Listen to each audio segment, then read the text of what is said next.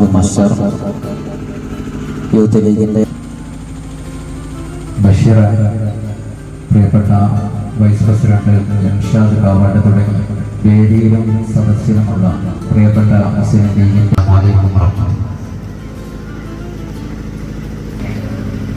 ബഹുമാന്യമായ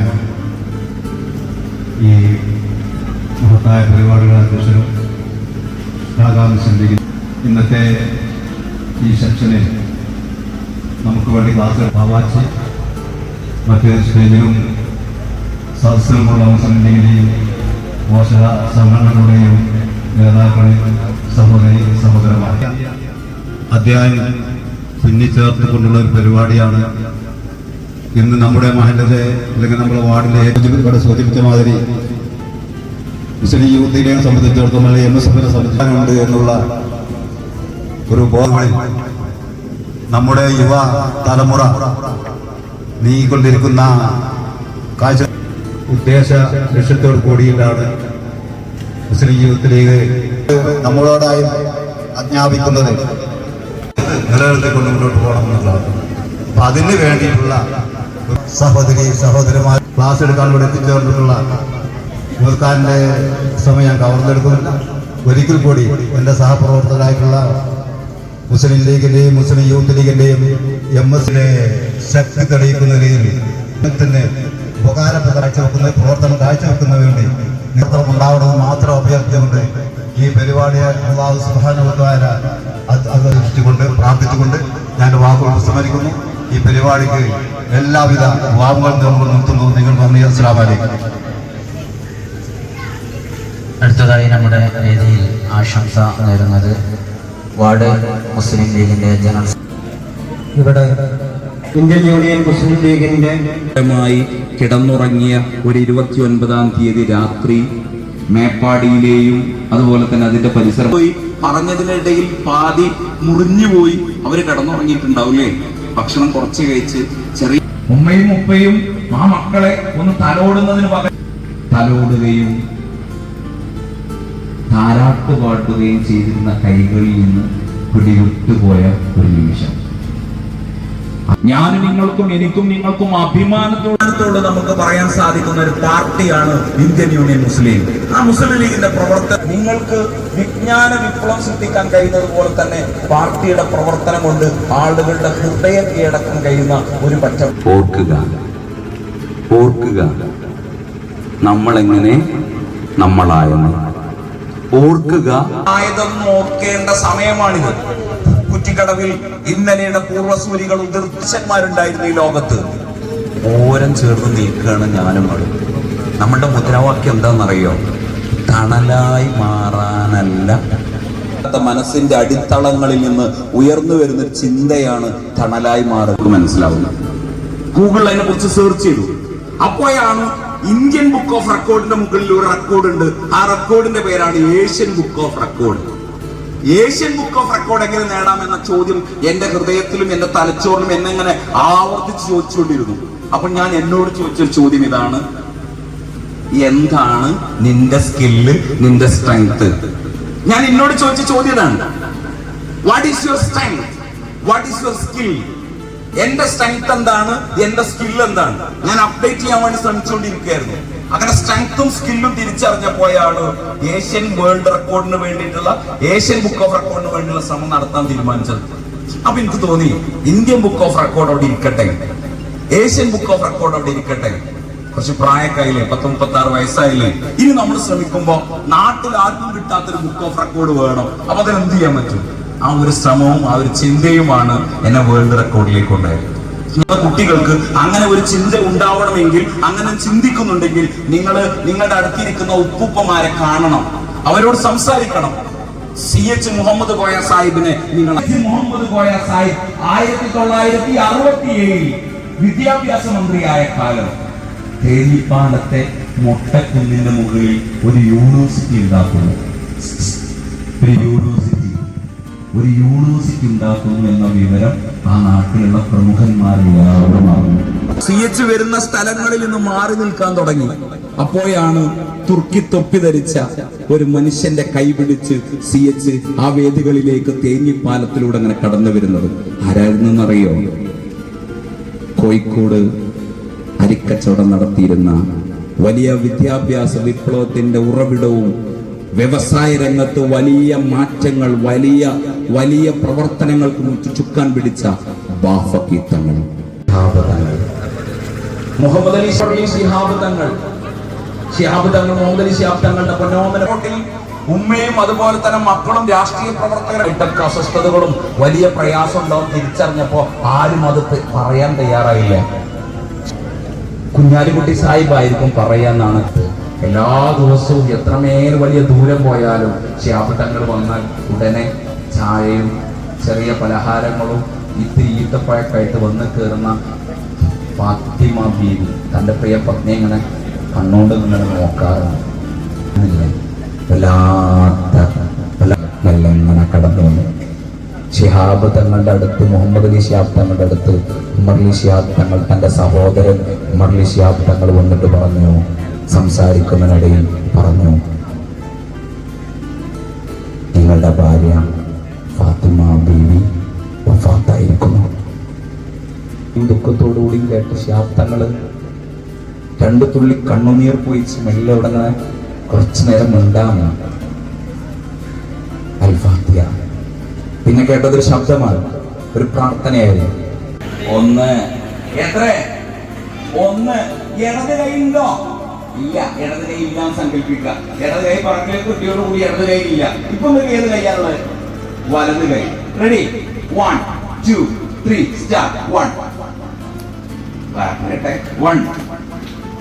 1 ഒരു ക്ലാപ്പ് ചെയ്യ്. 1 1 1. ചില ആൾക്കാർ കുറെ കാലം ഞങ്ങൾ നെഞ്ഞത്തടിക്കേണ്ടി വരും. സംഘടന ചേർന്നോളി നെഞ്ഞത്തടിക്കേണ്ടി വരും. ചില ആൾക്കാർ എന്ത് ചെങ്ങായി പറഞ്ഞേ, ഒരു കൈയില്ല, ഒരു പണിയില്ല. അടുത്ത ആളോട് ചോദിക്കുക, ചെങ്ങായി എന്റെ കൈ ഒന്ന് നിർത്തിയോ, ഒന്ന് ചോദിച്ചാൽ എന്നിട്ട് അതിനെ അടിച്ചാൽ മതി. 1 പറയുമ്പോ അടിക്കോ ചോദിച്ചോളി. ചില ആൾക്കാരൊക്കെ ഉണ്ട്, ഞാനൊക്കെ കൊട്ടണോ, നിങ്ങൾ കൊട്ടില്ലെങ്കിൽ മറ്റൊരു കൈ കിട്ടൂല, അതുകൊണ്ടാണ് നിങ്ങൾ ആ പ്രിയപ്പെട്ട കൈ ഒന്ന് നീട്ടിക്കൊടുത്തായി. അത്രേ ഉള്ളൂ. ഞാൻ 1 പറയുമ്പോൾ കൈ അടിക്കണേ. റെഡിയാണോ? റെഡി. 1 1 1 3 എന്ന് പറഞ്ഞാൽ 2 3 3 3 1 1 2. നമ്മൾക്ക് എഴുതിയല്ലോ. ശരി, ഒറ്റ ചാനലാര് വലത് കൈ ഇങ്ങനെ ഉയർത്തി പിടിച്ചാണ് നീ വളരെ തട്ടി ജിണ്ടടാ ജിണ്ട് പറഞ്ഞോളി ജിണ്ടടാ ജിണ്ട്. നീ വലിയ very good very good very good. സന്തോഷം.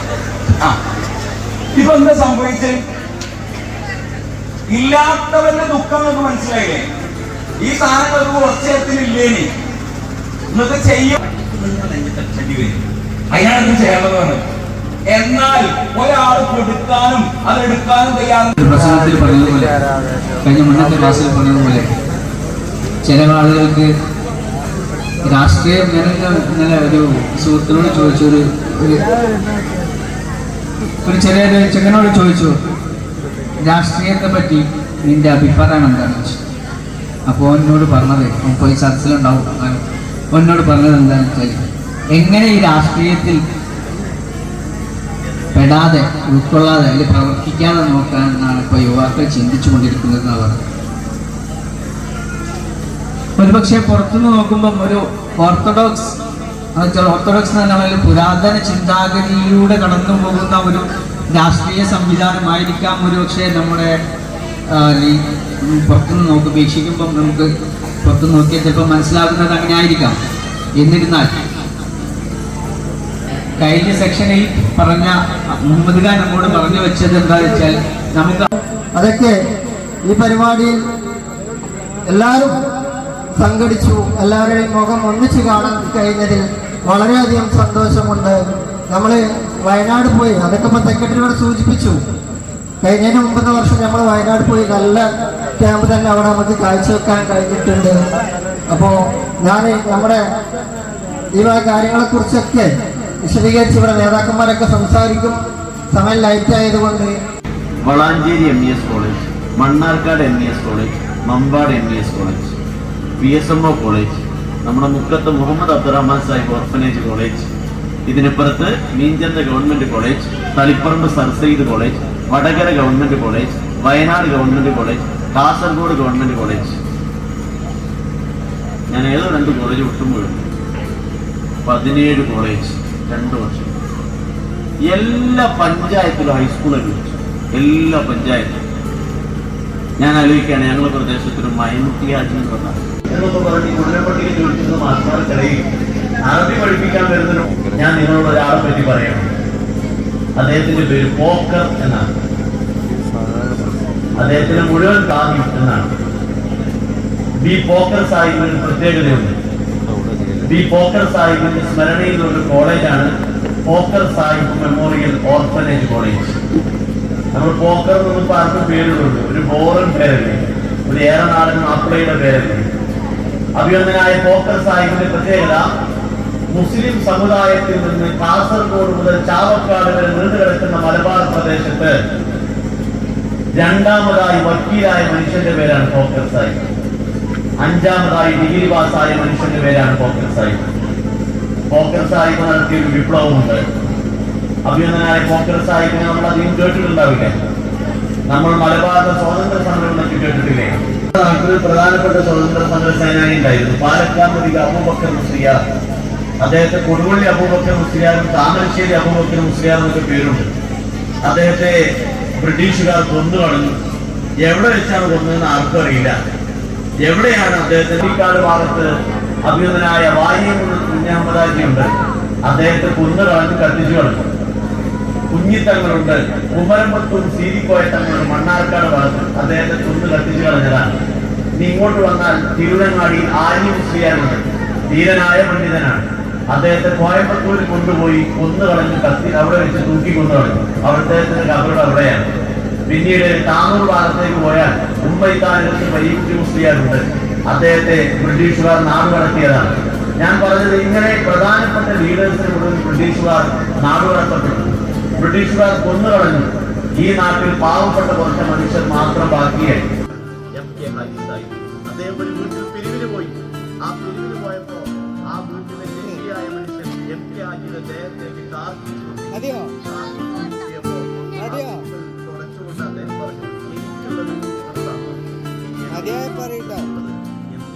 തരിക എന്ന് പറയൂ എന്ന് പറഞ്ഞ മനുഷ്യന്റെ പേരാണ് MP ഹാജിയുടെ. അങ്ങനെ തിരുവനങ്ങാടി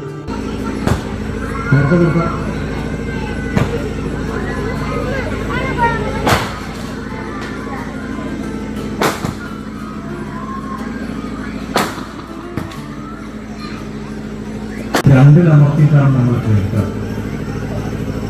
ഒന്നരയിൽ അമർത്തിയിട്ട് കേൾക്കുന്നില്ലെങ്കിൽ പിന്നെ മനസ്സിലാവുന്നില്ലെങ്കിൽ നമുക്ക് കേൾക്കാമെന്ന് നിൽക്കൂല. ഒരു വീഡിയോ കിട്ടിയാൽ എത്ര MB ഉണ്ടെന്ന് നോക്കിയിട്ടാണ് നമ്മളത് ഡൗൺലോഡ് ചെയ്യണോ വേണ്ടെന്ന് തീരുമാനിക്കുന്നത്. ടൈപ്പ് ചെയ്യേണ്ടത് നമുക്കിപ്പോൾ മടിയാണ്. അതുകൊണ്ട് സങ്കടം വന്നാലും സന്തോഷം വന്നാലും ഒക്കെ ഇമോജികളാണ്. ഒരാൾ മരിച്ചപ്പോൾ ഒരാൾ വാട്സാപ്പ് ഗ്രൂപ്പിൽ ചോദിക്കുന്നുണ്ട്, ആരുടെങ്കിലും കയ്യിൽ ഒരു ഇന്നാലിനുണ്ടെങ്കിൽ ഒന്ന് വായ്പായിട്ട് തരണം. ഈ ഇന്നാലിനെ പോലും ഇപ്പോൾ ഇമോജിയായിട്ട് മാറും. ഒരാൾ മരിച്ചാൽ നമ്മുടെ സന്ദേശം ഇമോജികളായിട്ടാണ് ഇപ്പോൾ നമ്മൾ അയക്കുന്നത്. അപ്പം അങ്ങനെയുള്ളൊരു സമയത്ത് വലിയ പ്രസംഗങ്ങൾ കേൾക്കുക, ക്ഷമയോടിരിക്കുക എന്നൊക്കെ പറഞ്ഞാൽ നല്ല ബുദ്ധിമുട്ടുള്ള കാര്യമാണ്. അതുകൊണ്ട് ചുരുങ്ങിയ വാക്കിൽ എൻ്റെ ഉദ്ഘാടന പ്രസംഗം അവസാനിപ്പിക്കണം എന്നാണ് ഞാൻ ആഗ്രഹിക്കുന്നത്. ഇവിടെ ഇങ്ങനൊരു ക്യാമ്പ് സംഘടിപ്പിക്കുമ്പോൾ ഇതിന്റെ സംഘാടകർക്ക് ഒരു ലക്ഷ്യമുണ്ടാകും. മുഖ്യമന്ത്രിയല്ല, ഇത് മുസ്ലിം ലീഗിന്റെ ധനമന്ത്രി, മുസ്ലിം ലീഗിന്റെ മുഖ്യമന്ത്രി പാണക്കാട് സയ്യിദ് സാദിഖ് അലി ശിഹാബ് തങ്ങളാണ് ഈ പ്രഖ്യാപനം നടത്തിയത്. മനുഷ്യന്മാരുടെ കൂടെ നിൽക്കുന്ന ഒരു പാർട്ടി. അത് മാത്രമല്ല, വൈക്കാട് എത്ര ദിവസമായി, ഇന്ന് 34ാമത്തെ ദിവസമാണ്. ഇന്നലെ രാവിലെ ഞാൻ അവിടെ പോയപ്പോൾ രാവിലെ 7 മണിക്ക്, ഞങ്ങൾ രാവിലെ 7 മണിക്ക് ഉണ്ടാവുമെന്ന് പറഞ്ഞിട്ടല്ല പോയത്.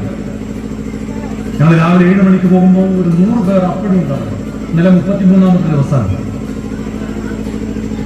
ഇന്നൊരു ചാനൽ 24 ന്യൂസ് അവരെ ആദരിച്ചു. എല്ലാ സന്നദ്ധ സംഘടനകളെയും ആദരിച്ചു. നിങ്ങൾ ആ വിഷ്വൽസ് കണ്ടവരുണ്ടോ എങ്കിൽ നിങ്ങൾക്ക് മനസ്സിലാവും. ഇന്ത്യൻ ആർമിക്ക് കിട്ടിയ കയ്യടി പോലെ കയ്യടി കിട്ടിയ മറ്റ് ഒരേ ഒരു സന്നദ്ധ സംഘടന അത് വൈറ്റ് ഗാർഡ് ആണ്. യൂത്ത് ലീഗിന്റെ വളണ്ടിയറിൽ നിന്നാണ് നടത്താനുണ്ട്, കബർ കുഴിക്കാനുണ്ട്, കഷ്ണങ്ങൾ, മൃതദേഹത്തിന്റെ കഷ്ണങ്ങൾ. ഞാൻ 30-ാം തീയതി സയ്യിദ് മുനവ്വർ ഷിഹാബിനോടൊപ്പം നിലമ്പൂർ ഹോസ്പിറ്റലിലേക്ക് രാവിലെ ഇവരറിഞ്ഞിട്ട് റോഡ് വഴി മുക്കം വഴി പോകുന്ന വഴിയിലൊക്കെ വെള്ളം കയറിയിട്ടുണ്ട്. ഇങ്ങനെയൊക്കെ ഇടവണ്ണെത്തി അവിടെ നിന്ന് സൺലൈൻ കൂടെ കൂടിയിട്ട് ഞങ്ങൾ നിലമ്പൂർക്ക് പോവാണ്. കാരണം അവിടെ നിന്ന് ബോഡി കിട്ടി എന്ന വിവരം അറിഞ്ഞിട്ടില്ല. അവിടെ എത്തിയപ്പം മൃതദേഹങ്ങളുടെ പാർട്സ്, ശരീര അവശിഷ്ടങ്ങൾ, ഞാൻ എൻ്റെ ജീവിതത്തിൽ ഇന്ന് വരെ അങ്ങനെ മൃതദേഹങ്ങളുടെ അവശിഷ്ടങ്ങൾ, പാർട്സുകൾ കണ്ടിട്ടില്ല. മനസ്സ് മരവിച്ചു പോയി. കാരണം അപ്പോൾ തുണിയൊന്നും മുകളിൽ ഇട്ടിട്ടില്ല, അപ്പൊ കിട്ടിയിട്ടേ ഉള്ളൂ.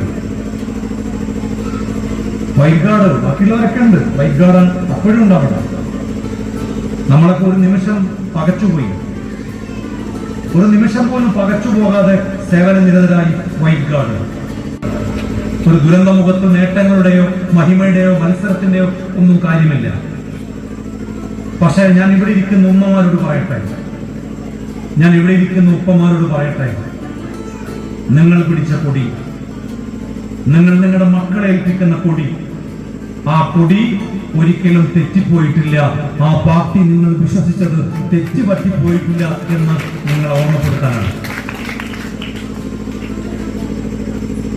നമ്മുടെ നാട്ടിലെ പുതിയ തലമുറകളൊക്കെ രാഷ്ട്രീയത്തോട് ഇങ്ങനെ മാറി നിൽക്കണം.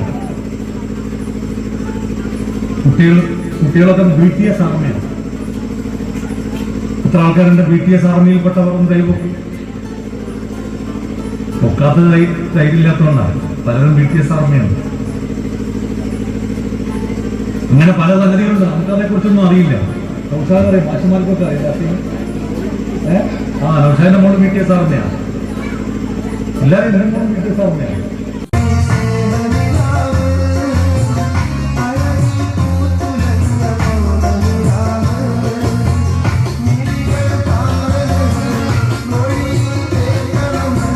I